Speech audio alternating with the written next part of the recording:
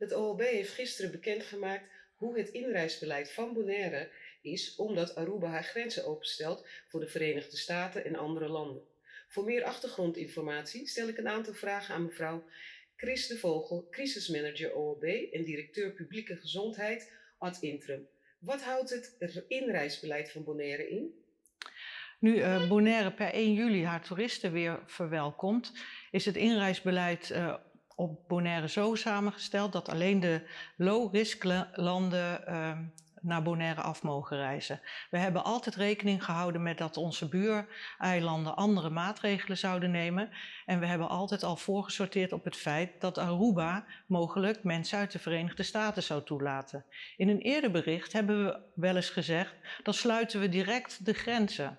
Maar bij nader inzicht zijn we tot de conclusie gekomen dat op basis van de epidemiologische gegevens het best verantwoord is om stapje voor stapje te gaan versoepelen en ook met Aruba en Curaçao een bubbel op te zetten. Die bubbel is bedoeld geweest en nog steeds voor onze eigen mensen, zodat die niet heen en weer van de eilanden met allerlei maatregelen geconfronteerd worden. Dus blijft de bubbel tussen Bonaire en Aruba bestaan en is dat dan niet heel risicovol? De bubbel blijft bestaan, maar we houden vinger aan de pols. We hebben dagelijks contact met de publieke gezondheidsdiensten van Aruba en Curaçao, stemmen zoveel mogelijk op elkaar af en hebben eigenlijk dezelfde strenge, strikte inreisbeleid, waarbij Curaçao en Aruba geholpen worden door hun grondwet die net iets anders is dan die van ons. Zij kunnen verplichte testen afnemen bij inreizende personen, terwijl wij dat niet kunnen. En daarop hebben wij een gezondheidsverklaring, die overigens bij de andere 2 eilanden net zo goed geldt. Maar wij vragen de mensen om eigen verantwoordelijkheid te nemen en als ze op reis gaan naar Bonaire, om een test te laten doen 72 uur voorafgaand aan de reis.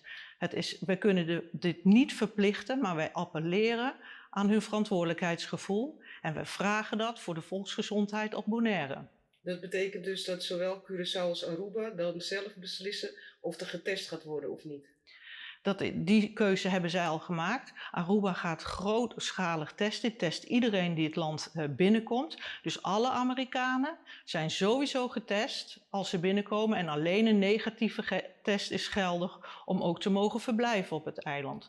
Mocht een test positief uitpakken, dan worden ook op die eilanden direct quarantainemaatregelen van kracht. Oké, en waarom kan Bonaire het testen niet verplicht stellen? Dat kan op basis van het juridisch kader kan dat niet. Wij hebben een hele fijne grondwet. En ik zeg ook expres fijn, want we hebben een heel democratisch stelsel.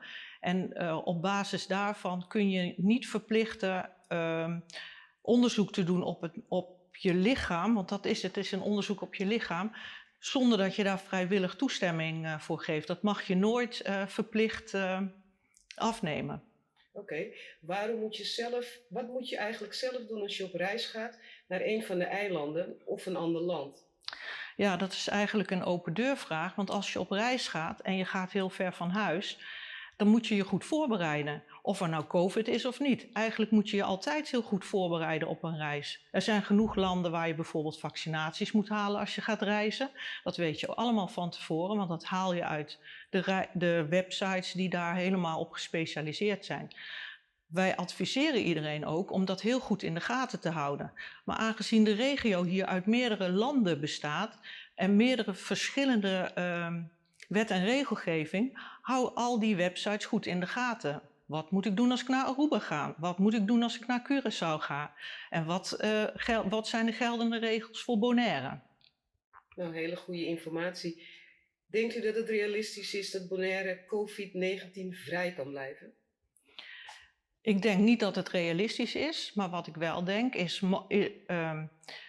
zou er een geval van COVID-19 geconstateerd worden hier op het eiland, dan hebben we daar heel goed grip op. We zijn er goed op voorbereid. We kunnen korte slagen maken, zodat we het risico zo klein mogelijk houden. En daar ben ik vast van overtuigd. Daar is heel veel voor gedaan op de achtergrond. De zorg is op orde. Het ziekenhuis heeft extra middelen en IC-capaciteit opgebouwd. De huisartsen zijn er klaar voor. En de publieke gezondheid heeft extra mensen in dienst genomen. Bedankt, mevrouw De Vogel. Graag gedaan.